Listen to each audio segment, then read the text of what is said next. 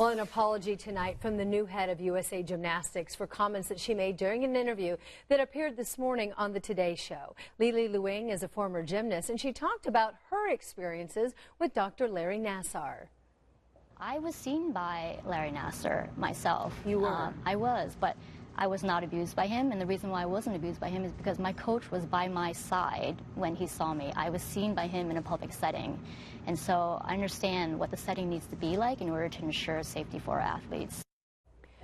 But online, her comments were criticized by some viewers, one writing about Nassar: he gained more confident and started to abuse people when others were in the room. Consider your comments before you bash the other girls' coaches.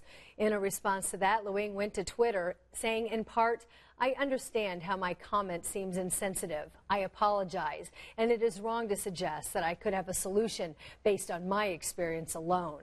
Luing now is the fourth head of USA Gymnastics in just 23 months.